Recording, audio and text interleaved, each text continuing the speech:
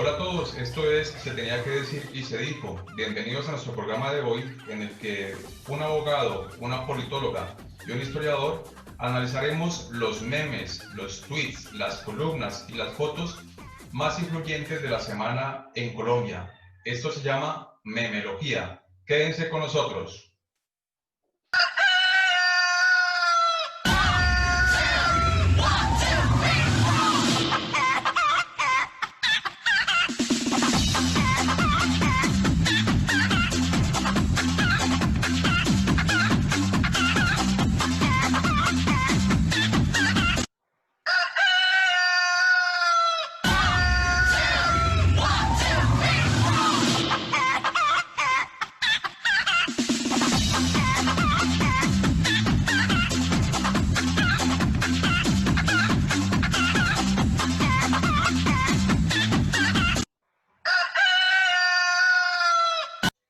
Muy bien, el día de hoy entonces vamos a comenzar discutiendo en nuestra memelogía la propuesta de la senadora Paloma Valencia y el sector del uribismo de llevar a cabo una constituyente con el objeto de conseguir que el expresidente Álvaro Uribe no sea acusado por la Corte de los delitos de soborno y fraude procesal como está sucediendo en este momento. Se trataría de una propuesta que tiene bastantes riesgos, de los cuales nos va a comentar nuestro abogado Julián Bonilla. Julián, tienes la palabra. Hola Carolina, hola Rubén, ¿cómo va todo? Muchas Hola, ¿cómo gracias. estás, Julián? Buenas tardes. Hay que tener en cuenta varios elementos, hay varios criterios. Cuando Paloma Valencia propone esto de la reforma constitucional, lo primero que hay que tener en consideración es el artículo 376 de la Constitución Política, de cuáles son los requisitos para la conformación de una asamblea constituyente y cuáles son sus funciones, cuál es su campo de acción. Sin embargo, es importante observar que esta no es la única propuesta que se ha querido desarrollar. Propuestas similares también la han hecho sectores que podríamos denominar de izquierda, como cuando Gustavo Petro, en el momento en el cual se estaba haciendo el proceso para votar el sí o no en el plebiscito, hablaba de sí con constituyente, aun cuando era una forma muy ambigua de tratar de identificar qué era esa constituyente, se trataba de plantear ese escenario. Además de que durante las negociaciones que se estaban haciendo con las FARC en La Habana, se mencionaba incluso por parte de la misma organización guerrillera que era viable llevar a cabo una asamblea constituyente. Ya es distinto cuando se habla del tema de la detención domiciliaria en la cual se encuentra Uribe, porque ahí se está apelando a un recurso emocional. La investigación en este momento es relacionada con los delitos o tipos penales de soborno y fraude procesal, y esto es lo que ha motivado a que se genere un proceso de conformación de una circunstancia sobre iniciar esta asamblea constituyente. Otra circunstancia particular es el hecho de que debemos recordar que en 1991, cuando se inició la asamblea constituyente, era no para cambiar la constitución de 1886, sino para reformar algunos de los elementos que la componían. Pero cuando llegó a la asamblea, se autoproclamó con la facultad para crear una nueva carta política. Y esa es una circunstancia muy importante que debe tenerse en cuenta porque aun cuando puedan haber unas delimitaciones, unos puntos claros, se puede presentar la circunstancia de que una asamblea constituyente se extienda más de las atribuciones inicialmente dadas. ¿Significa, Julián, que frente a una convocatoria de Asamblea Nacional Constituyente sabemos dónde comenzamos, pero no tenemos la más mínima idea de hacia dónde podemos terminar? Ese es uno de los temores. Se tendría que decir que hay que ser muy claros y precisos en qué es lo que se quiere con una asamblea constituyente.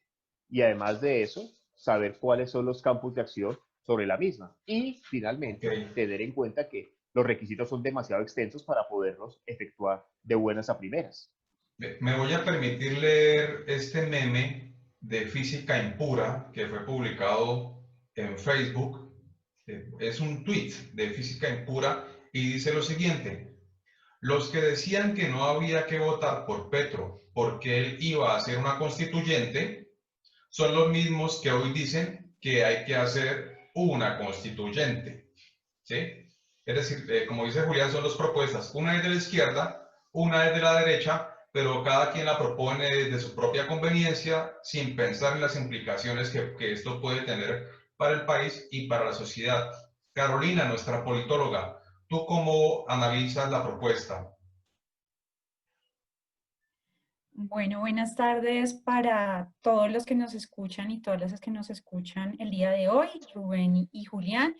Bueno, pues yo quiero agregar que es importante tener en cuenta, eh, pues respetados ciudadanos y ciudadanas, que la constitución política es considerada como uno de los elementos esenciales de los estados modernos democráticos y pues en ese sentido es importante aclararles que las constituciones surgen en momentos históricos que son pues de tensión, de conflicto y pues de acuerdo a unas circunstancias determinadas históricamente y por supuesto pues hay un interés de transformar ese orden político establecido, lo que ha sucedido como lo señala ese tweet, quizá en el momento de Petro de hacer campaña o estos momentos en que estamos viviendo con relación pues a la detención domiciliaria del señor expresidente y senador Álvaro Uribe Vélez. Pero entonces, digamos que siempre cuando hay estos procesos de solicitud de reforma constitucional, digamos que hay que tener en cuenta cuál es esa voluntad general, cuál es la voluntad de la mayoría, para que esa constitución de verdad se pueda convertir en ese poder constituido. Así pues, digamos que esta decisión judicial relacionada con la medida de aseguramiento del expresidente y senador Álvaro Uribe no es un argumento válido para iniciar una convocatoria de Asamblea Nacional Constituyente, al ser pues, solamente una razón que está fundamentada en el beneficio de una sola persona, ¿sí? Eso, digamos, como para tener muy en cuenta en este debate, en estas discusiones que se están dando en la coyuntura nacional. Además, sí, digamos, tener en cuenta que la mayoría de los colombianos no tienen total conocimiento de la Constitución de 1991. Esta Constitución, pues, el próximo año cumple apenas 30 años y queremos compararla con la duración que tuvo la Constitución de 1886, casi 100 años. Entonces, yo pienso que es más importante que los partidos políticos como, digamos, figuras importantes en la esfera política nacional puedan más bien, digamos, que encaminar esas discusiones a procesos que generen apropiación, incorporación y reflexión de las mismas normas allí registradas en la Constitución que son totalmente importantes. Recordemos que la Constitución política es la norma de normas. Lo otro que quiero, digamos, como aclarar o compartir con los que nos escuchan es que no podemos caer en esa disyuntiva estigmatizadora del amigo-enemigo que tanto se maneja en la política. Entonces, no se puede en este momento clasificar a la Corte Suprema de Justicia como el enemigo y los amigos, en este caso los congresistas del Centro Democrático. Pienso que esto polariza más al país y distrae a la población lo que en realidad está siendo importante. Por ejemplo, es clave sacar adelante el acuerdo de paz, que logremos una paz duradera como lo registra en la Constitución Política, en donde se aclara que precisamente la paz es un derecho, garantizar la no repetición con relación a este conflicto armado que hemos tenido por tantos años y pues hacer las transformaciones necesarias, por ejemplo, en el derecho para garantizar el derecho a la salud, que eso es una realidad que nos ha mostrado esta pandemia. Digamos, tenemos una cantidad de déficits para garantizar la Constitución en Colombia. Entonces, pienso que quizá puede ser una manera de desviar y de mostrarnos otra realidad que no es tan importante como la que tenemos ahora. Y bueno, finalmente quiero pues terminar con invitarlos a leer la Constitución, aprovechando como estos tiempos en casa, en nuestros hogares, puede convertirse en nuestro libro de cabecera para que podamos construir ciudadanías más críticas, como lo señala María Emma Wills en una columna que puede leer de ella en Razón Pública. Y de verdad es un libro súper importante que podemos compartir en nuestras casas, la Constitución, y de verdad nos puede aportar muchísimo para empezar a tener argumentos más válidos a la hora de conversar sobre política. Esto nos ayuda a mejorar nuestra cultura política. Entonces, ese es mi aporte, Rubén y Julián. Ciudadanía. La pueden descargar en PDF, ¿no? Gratuitamente. Bueno, yo También, quisiera... claro, aprovechar estos acceso a las redes. Sí, yo quisiera dar mi apreciación, Carolina y Julián, desde el punto de vista de la historia. A mí me preocupa mucho la propuesta del Centro Democrático y a la sociedad colombiana le debe preocupar mucho, porque la propuesta del Centro Democrático no es una propuesta inocente. Como dice Carolina, no es una iniciativa de la sociedad, sino es una propuesta para generar impunidad en un solo individuo o un grupo de individuos de un partido, lo cual es sumamente preocupante.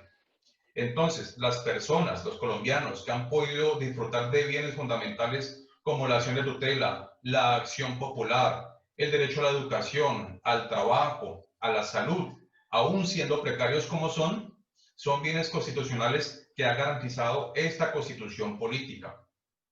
Yo quisiera recordarles, por ejemplo, las palabras de Fernando Londoño Hoyos, exministro de gobierno de Álvaro Uribe Vélez, y cómo se refiere Londoño a la Constitución de 1991. Les voy a leer palabras textuales.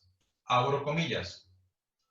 Cuando alguien se decida a hacer algo serio por rescatar a Colombia del abismo al que ha sido arrojada, no podrá soslayar el ineludible desafío de romper en 1000 pedazos ese traje de arlequín que costureros tan ineptos tejieron en las deplorables jornadas del primer semestre de 1991. Ese es Fernando Londoño Hoyos, quien poco después sería nombrado como ministro de gobierno de Álvaro Uribe. Tanto Álvaro Uribe como Londoño se han propuesto desde hace mucho tiempo destruir bases fundamentales de la Constitución, y eso ustedes lo saben, yo creo que Julián tiene claro esto, por ejemplo, la propuesta de introducir un abogado para poder impulsar una tutela, ¿sí? Sucede entonces que el Centro Democrático no solo aspira a hacer triza los acuerdos de paz, sino que también propone en este momento romper en 1000 pedazos nuestra Constitución. Yo lo leo de esa manera y es la manera, creo, como la ciudadanía debe leerlo y debe preocuparse mucho. Es una propuesta además desvergonzada que pretende beneficiar a miembros particulares de un partido, es decir, sacrificar nuestra carta que nos hace sociedad para favorecer a un grupo minúsculo de personas que han incurrido en delitos que son sancionados no solamente en nuestra Constitución, sino en cualquier constitución del mundo. Lo que significa esto es que lo que quieren es convocar una asamblea constituyente no para construir, sino para destruir nuestra Constitución y relanzarnos al espacio de la guerra. ¿Sí? Es el caso del representante Álvaro Hernán Prada, que también está acusado junto con Álvaro Uribe y su abogado Diego Cadena de los delitos de fraude procesal y soborno. Y entonces el congresista propone que no son los jueces los que han de tener la última palabra, sino que las decisiones judiciales se pueden refrendar. Entonces, como si pudiéramos refrendar con la sociedad si está de acuerdo o no con la condena de un asesino o con la condena o no de un criminal. No podemos llegar a ese extremo con el objeto de defender ciertos caudillismos y personalidades de ese partido. Ya escuchamos también a la senadora Paola Holguín comunicándose con los militares llamándolos a desconocer la sentencia de la Corte acerca de la investigación con Álvaro Uribe. También escuchamos a la senadora Paloma Valencia delirando al comparar a Álvaro Uribe con Simón Bolívar, pero lo cierto es que cada vez más Álvaro Uribe se parece a un líder fascista y su partido a un partido totalitario que busca destruir todo el andamiaje constitucional y destruir el Estado de Derecho con el objeto que ellos puedan hacer y deshacer y vivir a costa del Estado, porque de eso viven del Estado. Entonces, a mí me parece, Carolina Julián, sumamente preocupante. Y si la sociedad colombiana no lo advierte de esa manera, pues nos pueden suceder cosas trágicas, tal vez más trágicas de lo que ya tuvimos que afrontar durante el siglo XX. Sí, bueno, Bien, por eso este espacio, ¿no? Se tenía que decir y se dijo. se tenía que decir y se dijo. Bien, Sí. quisiera pasar a otro aspecto que tiene mucha relación con el anterior, y es el tema de la encuesta que hizo el noticiero CMI de Yamil Amat acerca de si los colombianos apoyan o no apoyan a las cortes. Esto porque algunos periodistas se habían atrevido a decir que podrían haber brotes de violencia en el caso en que el senador fuera mandado a la cárcel, como efectivamente lo hizo la Corte. Carolina, ¿cómo ves tú los resultados de esa encuesta hecha por el Centro Nacional de Consultoría? Bueno, pues yo les puedo compartir que esto evidencia que los colombianos y las colombianas están despertando, ¿no? Están viendo la realidad tal y como es.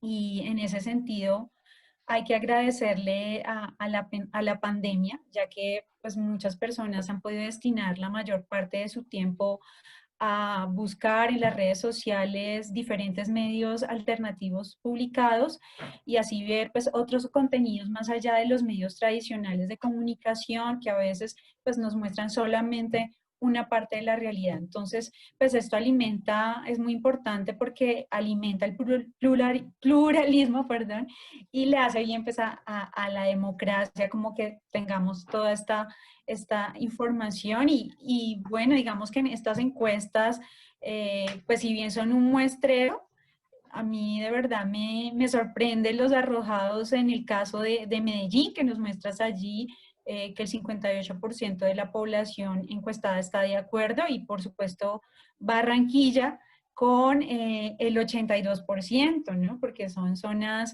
pues, que han estado acompañando al Partido Centro Democrático más uribistas. Entonces, pues, de verdad, muy importante que se estén dando estas nuevas miradas. Y bueno, pues esto va también con los resultados de la encuesta que realizó la empresa Datexco, que se llama la encuesta Pulso País Colombia, en donde también preguntaron que si estaban de acuerdo con la detención domiciliaria de Álvaro Uribe. Ahí, bueno, esta encuesta contiene otras preguntas relacionadas con la política y con el desempeño del gobierno nacional, pero en esta particular, con relación al expresidente y senador Álvaro Uribe, el 64% de los colombianos manifestaron estar de acuerdo con la detención del senador Álvaro Uribe, es decir, que las mayorías en Colombia Apoyan a las respaldan pues la cortes. decisión de la Corte Suprema de Justicia, ¿sí? Y esto pues está muy bien. Hay que respaldar, considero yo, pues los pesos y los contrapesos que se dan en nuestro sistema democrático y pues lo que les digo, esto aporta a la pluralidad y a ver las realidades desde diferentes ópticas. Carolina, ¿cómo ves el Sí, resultado entonces, contundente de importante. Cali? 92% de acuerdo con la Corte. Bueno, pues Cali no me sorprende porque estos tipos de apoyo, digamos que a temas más progresistas también se vieron con relación al El acuerdo de plebiscito. paz, al plebiscito que se hizo en donde la mayoría de personas también en el Valle apoyaron que si están de acuerdo con el proceso de paz. Entonces, no me sorprende y bien por el Valle que va en esa vía democrática. Mi tierra, además. Nuestra tierra, Carolina. Ustedes dos, yo sí quedé por Ay, fuera de sí, ese espacio. sí. Bueno, el resultado de Bogotá también es del importante, Valle. ¿no? El resultado de Bogotá también es importante porque es la capital y también tenía allí muchos apoyos, pero que han venido perdiendo. Y Bogotá también se ha ido independizando, digamos, de esa relación y ha adquirido, digamos, un tono mucho más progresista. Eso se ha visto con la elección de sus alcaldes, ¿no? Yo creo que en eso sí, Bogotá ha dado sopa y seco en cuanto a la elección de alcaldes progresistas y es una apuesta de la ciudadanía bogotana que es muy clara, muy nítida. Con excepción de Peñalosa, Con valga la excepción aclaración. de la reelección de Peñalosa, fruto de una división en los sectores progresistas. Pero yo creo que la ciudadanía sí lo tenía muy claro. Continuando con estas manifestaciones de apoyo a favor y en contra de las Cortes o a favor y en contra del expresidente Uribe, pues ha circulado un meme que es muy interesante y es publicado por Sergio Serrano. Continúan las masivas expresiones de apoyo a Uribe, las cifras son contundentes. De eso, pues, del dicho al hecho hay mucho trecho, Julián. ¿Cómo lo ves? Yo recuerdo muy bien el origen de esos números, y es que esos números estaban relacionados con las insinuaciones de fraude que se hicieron durante la primera vuelta presidencial y en los cuales estaba viendo que varios de los tarjetones E14 tenían esos números que parecían como superpuestos o tachados y que no lograban identificar directamente una cifra. Y eran siempre cuando eran los datos a favor de Iván Duque.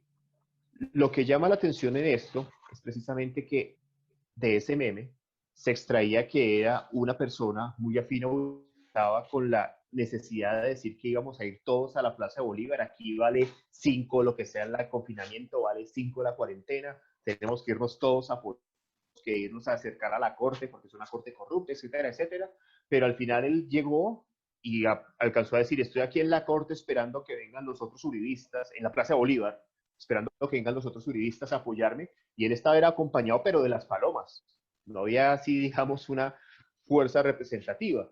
La Pero marcha de las palomas. Sí, y eso no es que quiera yo etiquetar a las palomas ahora de buenas a primeras de uribistas, no, valga la aclaración.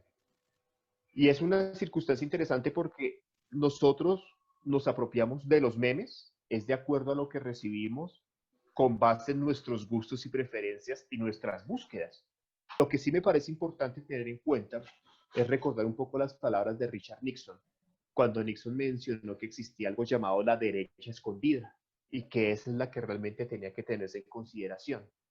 Porque una cuestión es una encuesta, una cuestión es un meme que se burle de una circunstancia particular. Pero si nosotros queremos pensarlo para un elemento de un proceso electoral, la participación electoral real, que es la que se celebra a través de las urnas, ahí es cuando realmente se puede identificar cuál es la vinculación de la identidad más allá de la información de las redes. Porque es en ese momento donde realmente hay una población electoralmente activa con capacidad de votar y que decide qué es la que va a votar. Ok, Julián, efectivamente, en realidad los algoritmos no muestran la realidad, sino lo que cada quien quiere ver, ¿no? Para concluir, vamos a terminar con un poco de delirio, y es que esta semana de marchas uribistas nos dejan con la idea de que también hay animales uribistas. Hay entonces un pequeño corto de Noticias 1 en el que muestra a un senador diciendo que las chicharras son uribistas. Veámoslo. ¡Que viva el presidente Uribe! Lo que ha sucedido con él es una injusticia. El senador uribista del Valle del Cauca, Gabriel Velasco, fue uno de los manifestantes de este fin de semana a favor de su jefe político. Que se defienda en libertad. Cuando terminó la caravana, Velasco llegó a su casa, pero en lugar de sosegarse, empezó a delirar. Pero si escuchan bien, hasta las ranitas y las chicharras que viven al lado de mi casa hoy después de la caravana dicen Uribe, Uribe, Uribe. Oigan.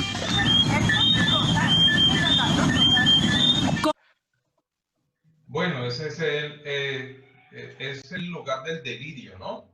Que pone a mucha gente a funcionar emocionalmente, a decir cosas que terminan siendo muy disparatadas. Le doy la palabra en este momento a nuestra politóloga para que nos comente en breve este episodio. Listo, esto pues refleja, digamos, me causó curiosidad, un poco de risa, pero pues evidencias sólidas y racionalizadas en las apreciaciones de este senador del Centro Democrático son nulas. Convocar adeptos a las marchas de respaldo frente al presidente Uribe, pues utilizando este tipo de simbolismos, efectivamente pues no ha producido ningún efecto. Entonces, además, quizá esto muestra el bajo nivel meritocrático y profesional de estos miembros del Partido Centro Democrático. Y bueno, me surge la pregunta que si acaso están utilizando las mismas estrategias comunicativas del presidente Nicolás Maduro de Venezuela, que señalaba que un pajarito le había hablado de Chávez. Entonces, pues bueno, quizá una advertencia que el castrochavismo se esté adentrando, Así comenzó el castrochavismo, ¿no? insertando en el Centro Democrático. Sí, sí, ahí con esos simbolismos, no sé, quizá hay más similitudes con la derecha que con la izquierda. Y bueno, pues también recordarles a manera anecdótica, no sé si se acuerdan de la situación que se vivió con las abejas africanizadas en la campaña que estaba haciendo el presidente Uribe a favor de Iván Duque, en donde tuvieron que alejar a la multitud que los estaba acompañando porque empezaron a picar a la población que asistió a escuchar el discurso del expresidente Uribe. Entonces, quizá en estas polarizaciones que nos quieren dividir, bueno, así como hay los insectos uribistas, pues parece que las abejas son insectos antiuribistas. Sí, bueno, el asunto es que a veces la ciudadanía sí se deja como que obnubilar por este efecto irracional y emocional y terminan apoyando a candidatos de dudosa reputación y llevándolos o a la presidencia o al Senado o a la gobernación o a la alcaldía y después sufren las consecuencias de ser gobernados por una rana o por un pajarito o por quién sabe quién. Entonces, hay que tener mucho cuidado con esto. Esto fue Memelogía. Gracias, Carolina. Gracias, Julián, por habernos acompañado. Los invitamos a que se suscriban a nuestro canal y darle like. O continuar con la campanita en nuestro canal de YouTube. Muchas gracias, Rubén. Muchas gracias, Julián. Y bueno, a los que nos escuchan, feliz día. Feliz día. Un abrazo para todos. Que estén bien. Bye. Chao.